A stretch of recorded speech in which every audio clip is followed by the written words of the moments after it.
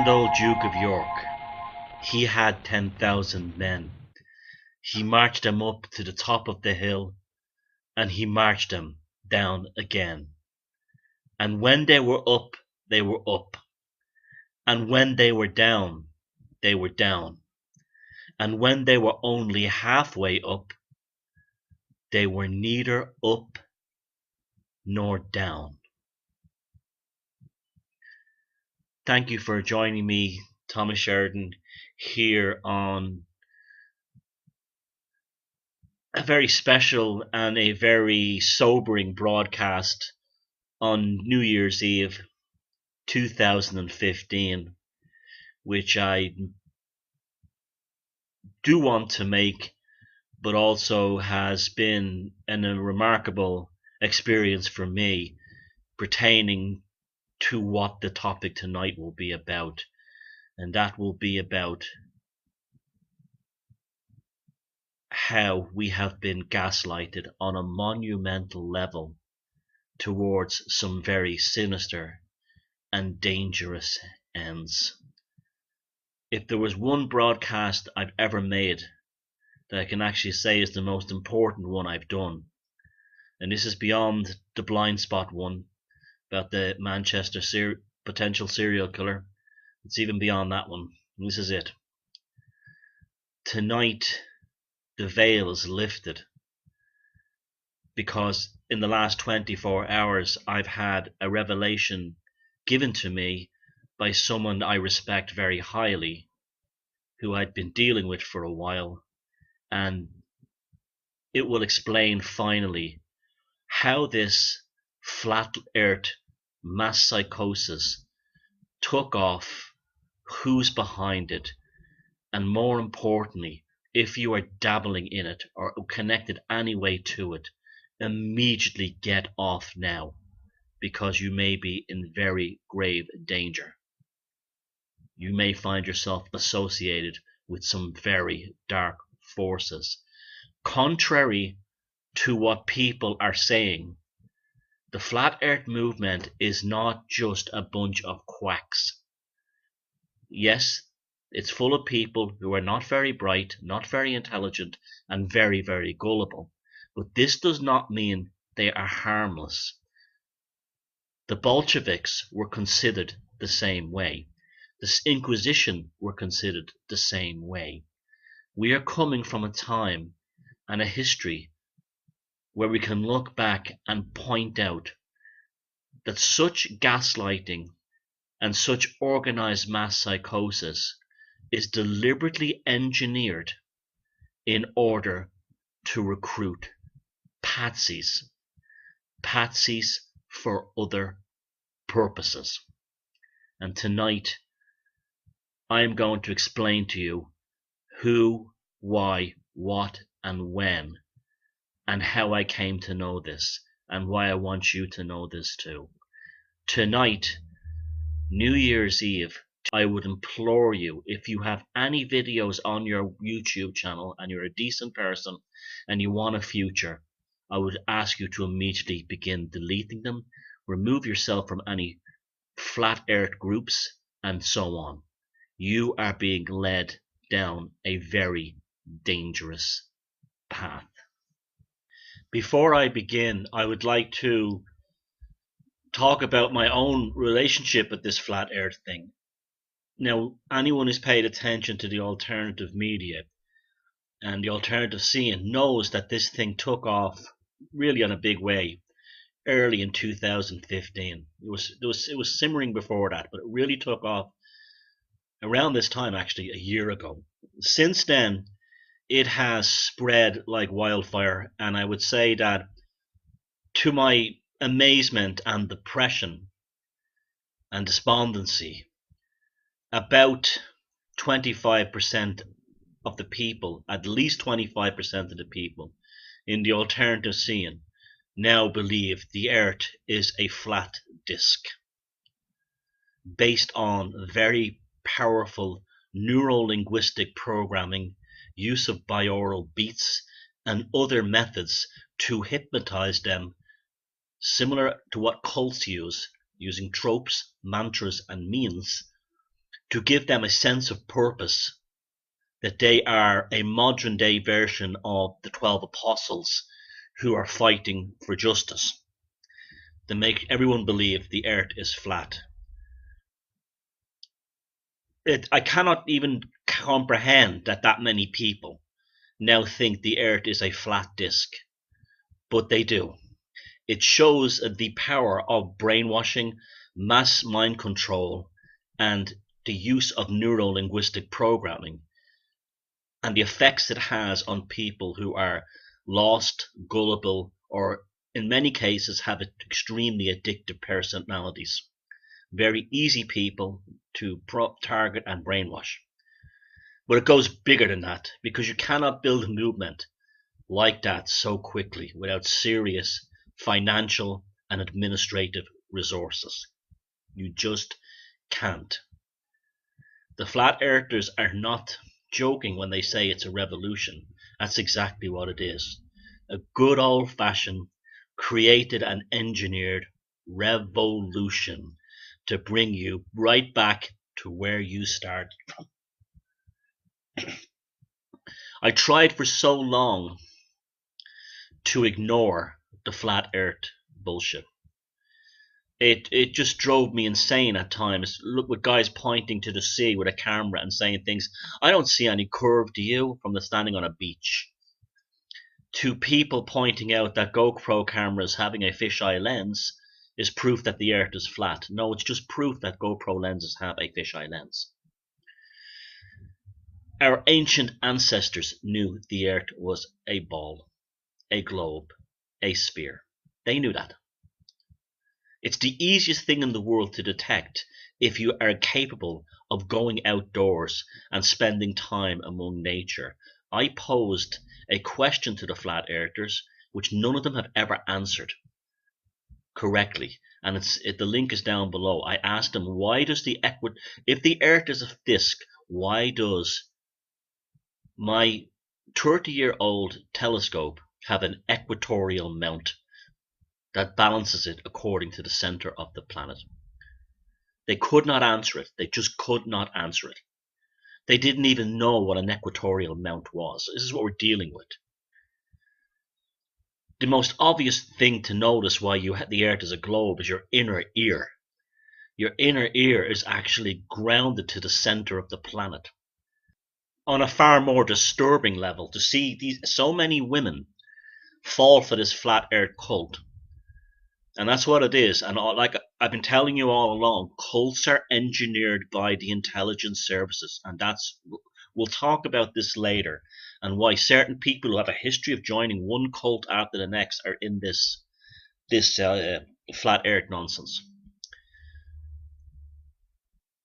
Women are denying their own femininity by saying the earth is flat. The earth is Gaia. It's a ball. It's a globe.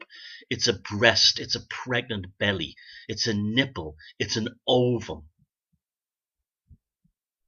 That's the earth. The earth oozes female energy.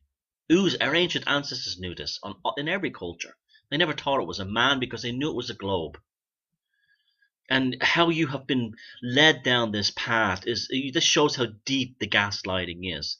I used to assume that every woman, especially a woman who was spiritual, automatically understood in her soul that she was standing on a globe planet that was based on her own female identity as a greater expression of the as above, so below. But it's not to be.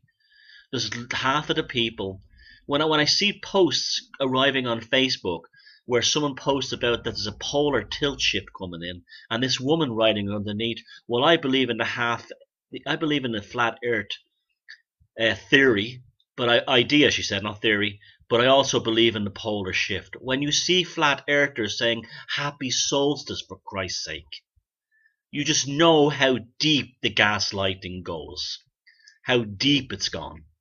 They don't even know why they believe the earth is flat. They've just been bombarded with enough memes, tropes, and buzzwords. And this has the hallmarks of the intelligence services. And I recruited someone, passively I might add, to get to the bottom of this. Someone who didn't even know there was a flat earth movement. But even beyond this, what I have discovered in the last 24 hours confirmed my suspicions that so much of the alternative scene is run directly by foreign intelligence agencies. That the mass of the alternative scene is one gigantic patsy network, a counterintelligence operation by foreign intelligence agencies hostile, for the most part, to the Anglo-American NATO establishment, who are creating cultures and memes and tropes within an alternative scene for very specific intelligence operations, sabotage, and recruiting purposes. The latter is the one that extremely concerns me the most, because it's actively recruiting patsies for other operations. I will explain more as it goes on, as I'm trying to go through the notes I took down yesterday carefully and trying to be as mature, adult, and responsible. I want to be responsible about this. I'm not Alex Jones. I don't thrive on feeding off fear. I'm just telling you that you live in a far more dangerous world than you realize. And what may be a little crusade or a religious social group or a cult that you've joined could be something far more darker and dangerous. You've got to be fucking careful with this stuff. In 2012, I spoke along with John Perkins and a few others in London at the Financial Terrorism talk. Very good event organised by Ian Crane and some other people. Very good. I got a great response there. It worked out really, really well for me. Afterwards, now this event attracted a very broad group. You did have the conspiracy-minded type folks there, but you also had mainstream folks who would have read Mr. Perkins' book, Confessions of an Economic Hitman. So that was what was interesting about that event. Now, afterwards, I got into some conversations with a few different gentlemen. A couple of them were psychiatrists and psychologists who were saying, you've nailed totally the psychopaths. And one of the reasons it's not talked about is, he says, because many of the people who run psychiatry at the very top are psychopaths themselves. So they have a vested interest in keeping this all quiet. Or gaslighting it into all kinds of other nonsense. There's another gentleman there I met. Well, actually, I met his daughter. And the daughter and the father were there. Now, the daughter briefly came over to me to say that she'd read Puzzling People and she thought the book was great, blah, blah, blah. And she wanted me to meet her dad, who took her there. Now, she was still in college. She was only in her early 20s. And the father had paid the tickets. And this nice English gentleman comes over, says, great speech. I really enjoyed what you had to say. It's really fast. He didn't, typical thing. He didn't say, I believe it. He was right to say that, but he said, I really, like what you said. And he looked familiar to me. I didn't know who he was. And a couple of months, well, actually, it was nearly a year later, that she contacted me again after she decided to change her degree. And she was going to change her degree she was studying something like, I don't know, medieval English literature, but she said she wanted to study psychology, and she was very interested in studying the psychopathy stuff too as well. And something else had happened around that time. I think it was Dutton's book or something like that came out. And we just started talking again on Skype. And then she mentioned that she said, Dad loves your stuff. He's a real, we listen to your radio show sometimes laughing our heads off, and this always gives food for thought. And Dad really likes it. And I said, I hope in a good way. And he said, no, he really digs it. And so then she tells me who her dad is. And I had no idea. Now, this guy is quite famous. This man is very famous, actually quite famous. Well, he was. He's not well known now. He was a correspondent. He was an investigative journalist. I can't name him, of course, for obvious reasons. But if I was to type his name into Google, it lights Google up. He's written for The Economist, The New Statesman, The Guardian. He's done work for the BBC, ITN, Newsweek. He's done all kinds of. He's retired now, but he does teach about things like military and he's big into, he knows a lot about military stuff, and he's written 2 books on generals, on famous military figures. So he's like an old-fashioned English gentleman, very successful. He's in his 70s now, but he looks amazing. And I started chatting to him, and we became mates on Skype. And he read, then, after a while, he read when Walpurgis Night came out. He read it and said he loved it. And he says it's all true, but he says, you do know, Thomas, that all this occult stuff is really all secret societies and agencies. And I says, yeah, I know all that. Yeah, it's at the end of the day, it comes down to all these occult circles that all these people think about, right back to the Freemasons, are really all about intelligence. They're the earliest versions of the intelligence agencies.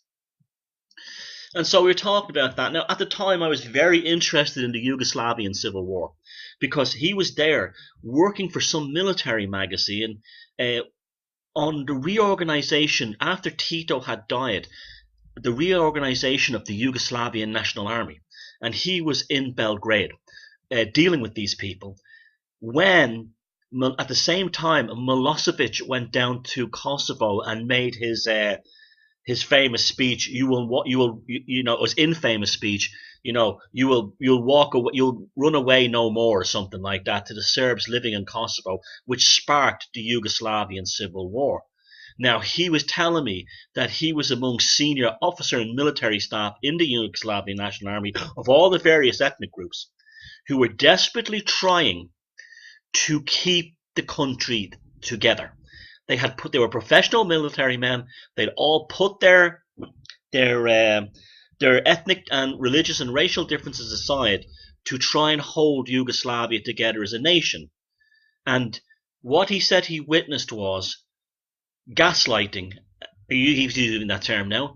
At the time, he said he called it swings and roundabouts or something like that. Yeah, swings and roundabouts. And he talks like this, and he goes meddling forces, but he's not a snob or anything. He's a lovely man. Then he tells me that it was forces, unseen forces as he called them, meddling swings and roundabouts in Slovenia, who made the Slovenians break away and form their independence. It had deliberately been engineered by swings and roundabouts, meddling forces, in order so the majority of the Yugoslavian National Army leadership was Serbian. Now, under the Yugoslavian constitution, which remained intact even after Tito died, if any of the states broke away, they would have to go and invade them and bring them back into the Union. What happened was Serbia would have to go and attack Slovenia, but in order to do that, would have to pass over Croatia in order to get to Slovenia. And that's what caused the Yugoslavian Civil War, because the Slovaks said, no, you're not moving tanks over. Then, not Slovaks, the Croatians said, no, you're not moving over to go have a go at Slovenia. Then the split happened, and he said he was literally watching the Croatians and the Serbs and the other groups robbing and stealing military equipment and running back home quickly with it. The road between Belgrade and Split in Croatia, he said, it was literally filled with former Croatian troops stealing everything from tanks to bicycles to guns and a lot of fuel trucks filled with diesel and things like that, and driving them back to Croatia. And he said it happened incredibly quickly and overnight. And then he found out later why it happened quickly and overnight is because these interethnic groups had been stoked well in advance of Tito's death below, mainly through things like the Orthodox and the Catholic Church in those countries, but also through things like sports clubs.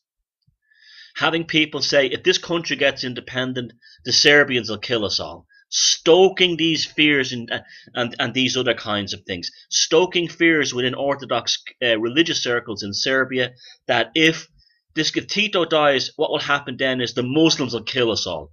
We'll all be taken. It'll be an Islamic republic. They'll come over from Bosnia. That's these kinds of irrational fears were built up. So Milosevic was ready to go, and the rest of them. So this man knows this stuff inside out. He was in Northern Ireland during the Troubles. He's been everywhere. He was even during the Yugoslavian Civil War. He was taken as a prisoner by Croat forces, and they stuck him in the back of a military vehicle. And the two other guys that they were with, they took him outside and shot him. The only reason he got away as spies, the only reason he got away was because he had a press pass, and he saw the viciousness of the Civil War, straight up to his face. But he's like very calm about it, very direct, very approachable guy. So we were chatting away on all kinds of things and all the subjects I'm interested in. And then I just mentioned to him, do you know there's loads of people think the earth is flat? And he burst out laughing and he says, I don't believe it. And I says, no, seriously. And I sent him all the videos and the links and all that stuff. And he comes back to me, yes, this, and I gave him ages ago. He comes back to me yesterday to wish me a happy new year. And he says, so I see some of your flat earth friends have been giving you grief. This is what he said. And he says, make sure they keep doing it. And I said, why? He says, because they're being massaged. They're being massaged. So then I ask him about who's behind it. I said, it's a religious organization like a church. And he says, no. He says, I'll tell you who's behind it. Now, before we get to that, and before we get to that stuff, I want to give you examples of how seemingly innocuous things, eccentric things, can be taken over and turned into a very dangerous and radical things. An example here in Ireland would be, say, in the 1870s, a group was formed called the Gaelic League, and they had no political agenda. They were just like the Welsh or the Scottish nationalists at the time. They were mostly interested in reviving the old languages, keeping the old customs, heritage, and crafts alive. It was almost like a pro kind of Luddite movement. There was a rejection against the modern age. There was an element of that in it, but they did some wonderful work in preserving many lost Irish documents and language, and started doing things like taking records down of local dialects, artwork, and crafts even. Now, what happened was they were infiltrated by a very sinister organization called the Irish Republican Brotherhood, a Freemasonic group, and they radicalized them. And we hear the story all through history, where something starts as either normal or eccentric, and then it's radicalized. And the reason why it's radicalized is to find useful idiots. To find useful idiots. The most successful gaslighting intelligence service operation that I've seen in my lifetime is Mossad's, the Israeli secret services, infiltration of Pentecostal, Baptist, and other American Bible Belt churches, with the objective of having them all rabidly pro-Israel in order to get them all celebrating the 50th anniversary of the independence of Israel in, wait for it, April 30th, 1998, Walpurgis night. Well. What was my friend saying about how all the occult is really a kind of a front for secret service and espionage? Well, there you go. Now, Mossad infiltrated these churches in the South very successfully in South America, in places like Alabama and everywhere, Texas, and had them all believing that if they supported Israel in its war against the non-Christians in the Middle East, that it would usher in the second coming of Jesus Christ. And it worked.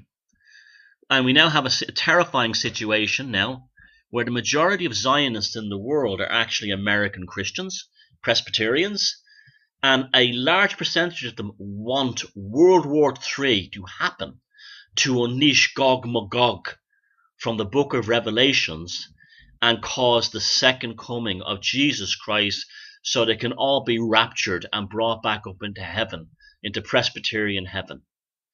That was and remains an extremely effective, brilliant, and very powerful intelligence service operation run by Mossad. It was awesome in its success. to the point where I was still living in America in 1998, and I can remember these douchebags waving Israeli flags who now couldn't even find Israel on a map, who were members of ex-junkies and so on, members of born-again church, waving a flag going, "Happy birthday, Israel! It's a miracle! God kept Israel alive so we could bring back Jesus against all..." Total, like, you could just see, it was literally, he was sitting there, and what was he doing? He was echoing the memes and the tropes and the neuro-linguistic programming that was done by a central operations to get him to say this. This is how the world is. And this also brings us to the functioning of the intelligence services and intelligence operations. Generally, they have three functions. The first is administrative. They operate as liaisons between the interior ministries and what you would call the interior ministry within some countries, or maybe the attorney generals within republics, and the military branches. So you would have the interior, the central cabinet of government during wartime.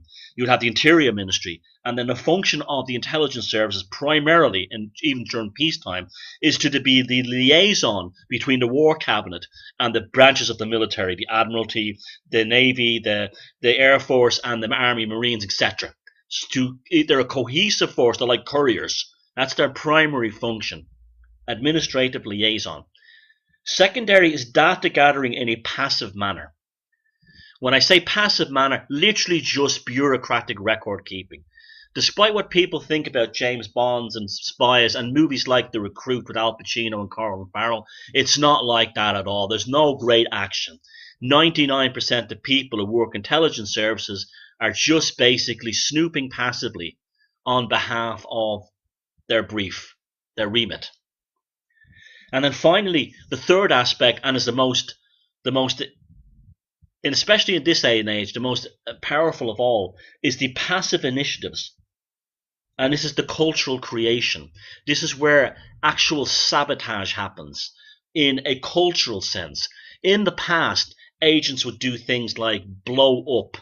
Say they were, you have like Red Squirrel on East Berlin, and Orange Tomato in West Berlin, and what they would do would be try to sabotage each other's operations. You've heard me talk about spectaculars, the way they did it in London with the Russian embassy moving equipment in and out, so you would have the intelligence services think that there was some kind of big machines going into the Russian embassy when nothing of the sort was happened. It was to create a diversion, a spectacular.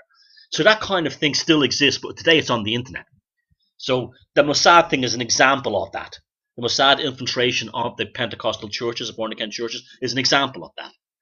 It's not like James Bond anymore. It's about creating culture. It's about cultural means and tropes being developed in order to two reasons for it. Sabotage, right? Now, this brings me, firstly, before I get to the flat earth thing. I know I'm taking a long road to this, but I said I have to explain myself very carefully and get this out in such a way that I can't just jump in and say it. So I have to put down the framework, okay? So please bear with me. For instance, right, I have absolutely no doubt, and my friend, my source in the UK, this gentleman I was talking about, confirmed that the other side, the Iranian Secret Service, SAVAK, SAVAK, are the ones who have all the truthers hating Israel. That's the ones. So all the truthers who are sharing pictures of Arabs being killed, and you see all this Arabic script on it. Press TV is a big part of this as well. They're actually being the patsies and the useful idiots and the stooges for the other side. So they have them all waving Palestinian flags and caring more about Palestine than they do about back home. But also it gets more sinister than that. They're also the ones that have you all believing that things like ISIS didn't do the Paris attacks. You see, they're the ones who immediately create the conspiracy theories that all the most gullible truthers fall for, like that girl with the phone that you're supposed to be everywhere. This kind of nuts, because they're looking for morons, and that's why you look at many of these people who do this. Half their friends have Arabic names, and this is what's happening. and they're all like they're all pro-Palestinian, and they all hate Israel, not because they have any fundamental belief in that, but they have been massaged and coached into it. If, like I've been saying from day one, if you are truly awake, you never ever take sides especially in another person's war. You stay neutral. So that's Savak is massaging and stoking the anti-Israeli and anti-Semitic elements of the truth movement, the alternative scene. Totally 100% complete. They're the ones doing it. So they're the ones who, but when they do things like that, they're also not only looking for patsies and fools that they can use to feed this shit to, but they're also sabotaging the operations of the other side. So, for example, right, I'll give you, like, this, it goes so deep, right, you have to understand. You see, truthers are still more asleep than when they thought they were asleep. The people they call sheeple are actually more awake than them because they've gone to a second level of being asleep. They haven't woken up. They have an inability, many of them, to understand the idea of the cloak and the dagger, the idea of the shadows in operations. Look, suppose you were in, say, Hampstead, right, in London, and there was in there an ISIS sleeper cell that the intelligence, say MI5 or MI6, was trying to get the handle on, spying on, see who they were connecting to, right? What is the best way to hide that operation looking at the sleeper cell? Is to create a hysteria in Hampstead based on something else that isn't true. You see where I'm going with that? You've created the distraction. You've created the spectacular. You've created the diversion away from what you want. So therefore, you have all the crazy truthers looking for satanic pedophiles. There are none. But it's creating a cover story for what's really going on there. And I would not be surprised if the day that they all went down the church, going around all the morons going around the church holding mobile phones and following parishioners going, satanic pedophile! I would not be surprised if the major operation by the intelligence services was unleashed underneath that. Like a mass arrest or something like that happened, and we'll never know about it. We'll never know about it. So you see how it works too? Also, it can be used to undermine things. So suppose there was an intelligence operation regarding a politician or something else that was not good for anyone, even the Americans. Sabotage would happen. I have no doubt that the Somme murders, which took place around all these US Air Force bases, those two girls were found dead literally inside an American military base. I have no doubt that the whole Somme thing was also a massive cover, a mass gaslighting operation on that level. And people run the wrong. They want as many people running in the wrong direction all the time. So talking to my friend and knowing what you know now about how these things work.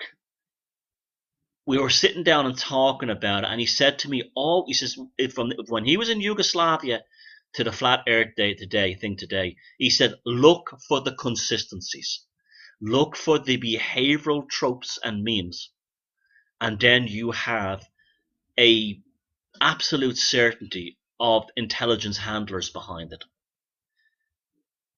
So he said to me, what do you think are the ones that stand out to you in this flat earth one, apart from the fact it's ridiculous? And I said, I've noticed two things that comes out every single time, and it's almost like it is dealing with brainwashed people. One is everything comes back to NASA. It's almost like they have been psychologically framed in such a way that no matter how you talk about science, history, astronomy, cosmology, and other space agencies, they cannot unlock or decouple from their obsession with NASA. The second one is They're extremely arrogant, like cult members. They think they have discovered supreme knowledge, and you're a fool. And you're a fool if you. And he said to me, "That's it. You got it right there and then." And then he goes, and that leads us to what this is about. Let's talk about the arrogance. Now, how this would have started they would have felt the intelligence services had an objective, and I'll tell you what that objective was later on. But my suspicion, and my friend confirmed it to me, that the flat earth movement is not a product of some guy who's a yoga instructor with 2 dead eyes who wears glasses so we don't have to see how dead his eyes is.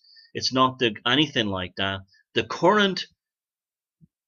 That guy is just a Lee Harvey Oswald, as is many. I don't name people by names. I have the mafia approach to these things. It's an army I'm dealing with. I don't attack families, and I don't attack people's private lives. But the other ones involved in it, it's all being run out of the Foreign Intelligence Service in Moscow. Absolutely, 100%. The Foreign Intelligence Services were the breakaway group that came from the KGB when the KGB was dissolved in 1991. And they are as active as they've ever been.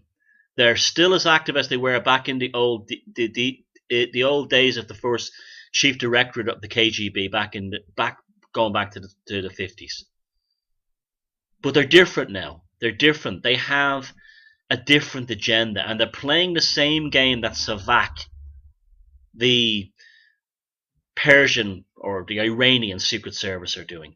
They've identified a certain element of the truth movement who are perfect in order to undermine US interests in the same way that Mossad back in the 1980s identified and used a perfect demographic, Bible Belt Christians, in order to undermine any interference in American Israeli foreign policy in terms of funding and so on.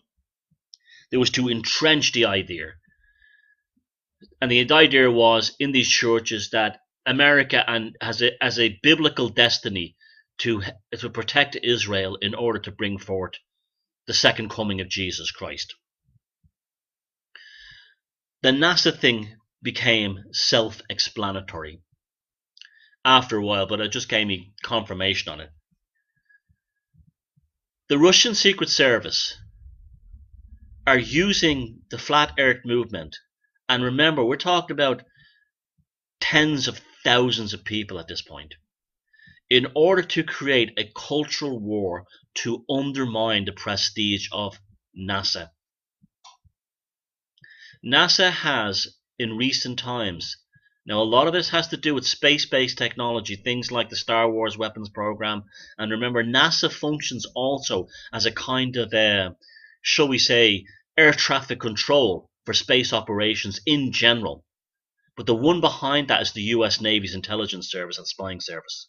So it's a very deep, highly entrenched military organization with a PR front that we know as the space exploration, and has been winning hearts and minds. The recent trip to Pluto, for example, was an enormous PR coup for NASA.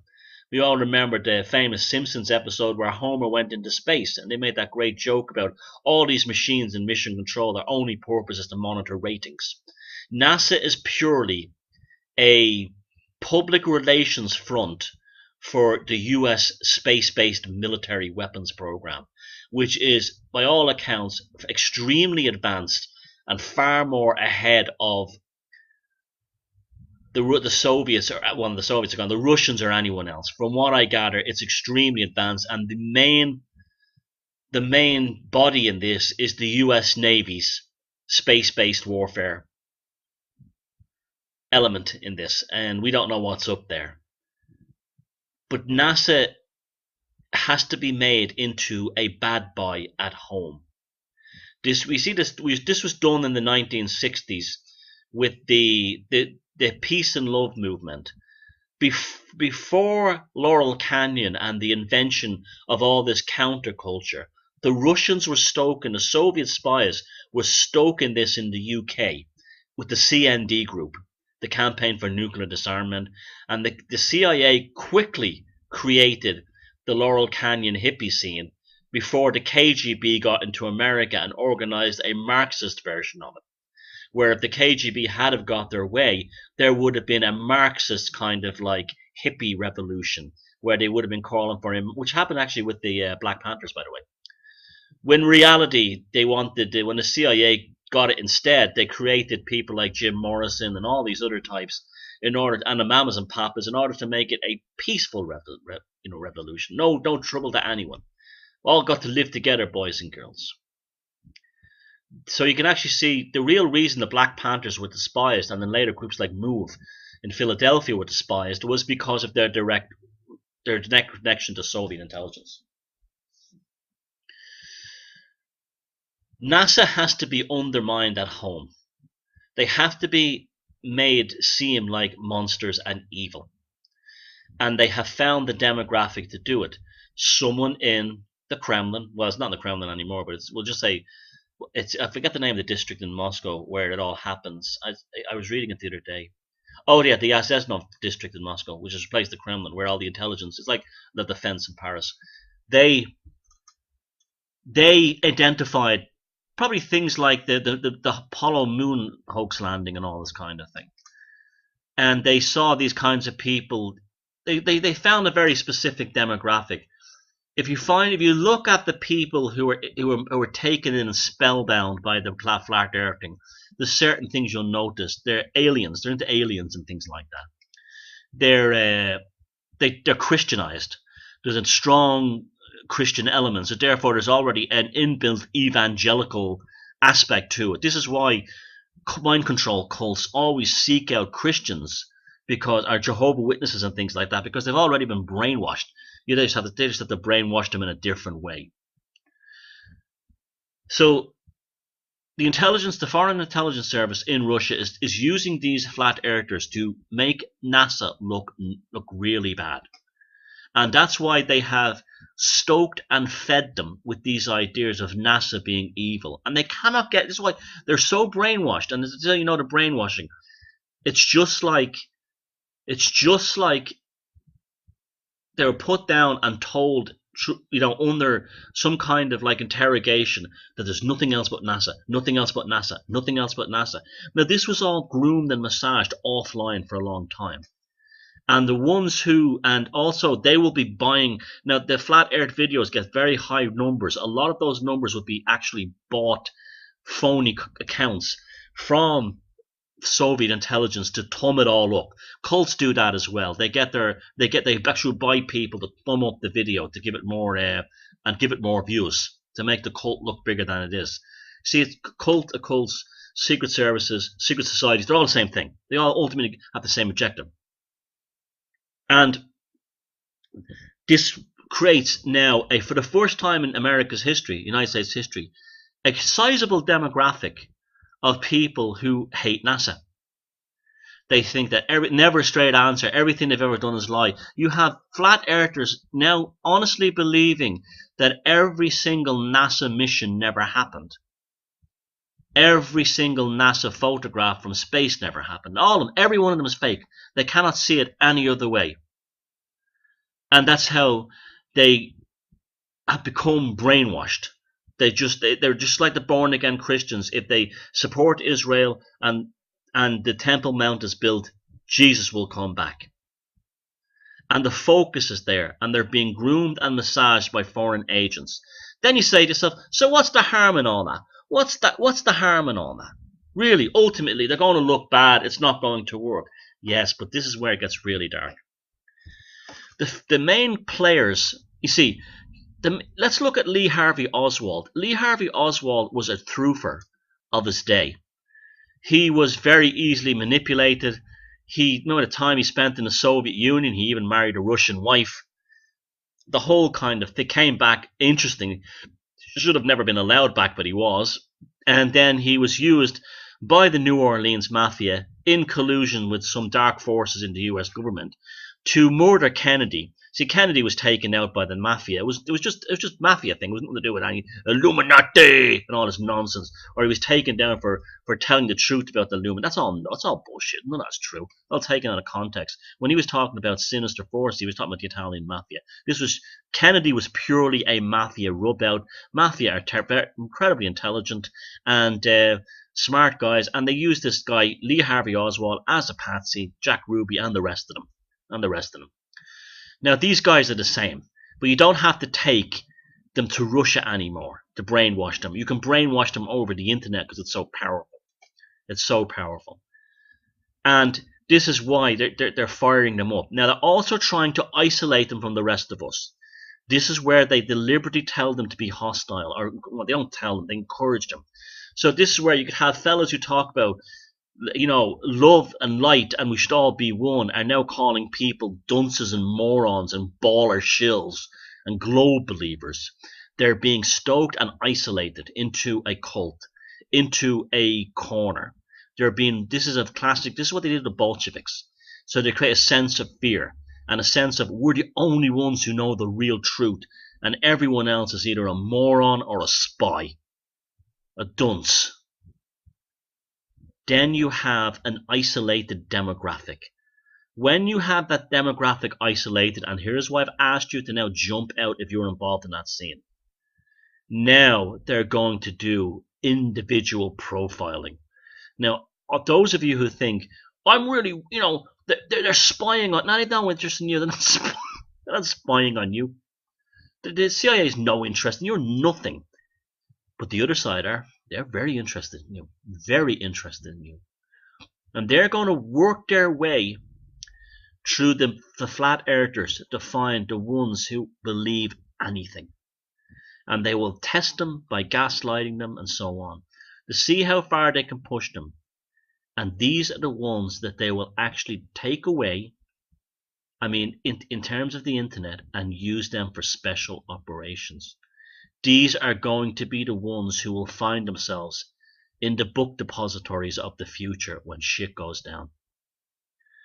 And it only dawns on them what happened and how they were led down that path when the cops jump on them and arrest them. It's so much darker, deeper, and more intense than you realize. So on the surface, what would seem like a joke of a farcical movement of stupid and gullible people believing the earth is flat is ultimately a foreign operations program to attack and put NASA in a position of constantly defending itself, to create doubts, but more importantly, to look for the Lee Harvey Oswalds of the future, to look for the Mark Chapmans of the future. Gaslight them, crazy make them, disappoint them, isolate them, tell them they're special, pull the rug from out from underneath them, reassure them, find them, isolate them, send handlers into their lives, prime them, arm them, and send them out. Send them out.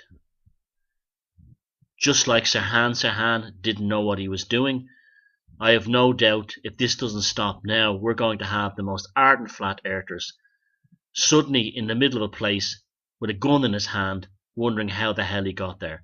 How the hell it got from calling someone a baller shill and posting ridiculous videos of the sun and the moon inside. It looks like a roulette table, a glass sphere. And you lot out there say to me, Thomas, you've taken this whole flat earth thing too seriously. They're a bunch of morons and it's a joke. Well, they want you. When I say they, I mean the foreign intelligence services. They want you thinking they're a joke. Just like they wanted us thinking that the people in those crazy churches in the American Deep South were a joke. They're not a joke now. They're not a joke now. These people want World War III started and hurried up so Jesus can come back. And these flat earthers, a day will come when they're not a joke. Just like the Bolsheviks were considered a joke. the day came when they were not a joke. What begins in farce often ends up in horror. And you remember that. So I hope I've given you something to think about. Certainly I was quite shaken by that thing when it was confirmed to me. And you don't have to believe it. I do. I know it's true. It's easily confirmable. Just look at the people on your list who became flat earthers. Look how they behaved. Look how they changed. Look how they all used the same language. Look how they had the Borg mind and they all behaved the same. They are being handled. It's as obvious as day.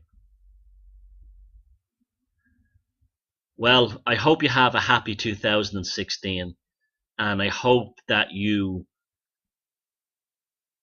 become more aware that sometimes it's deeper, darker, and slimier and sinister.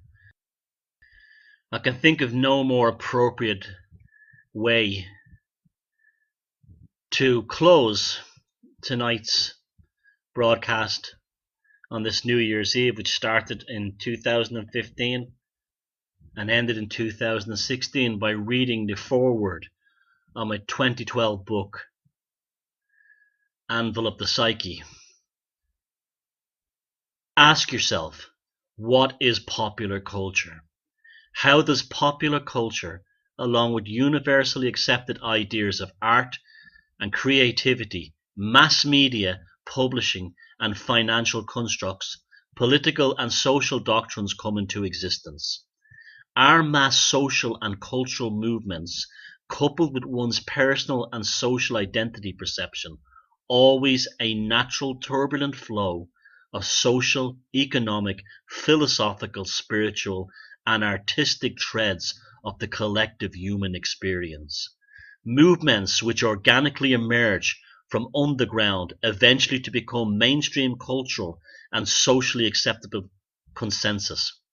And then from these options we pick and choose objectively from the smorgasbords of taste and opinions, and that we, the consumer, the investor, the voter, including our individual decisions, affiliations, allegiances, and even our emotional attachments, are all a unique personal experience, determined exclusively by our own choices when all is said and done. The answer to all of these above questions is a resounding no. Good night.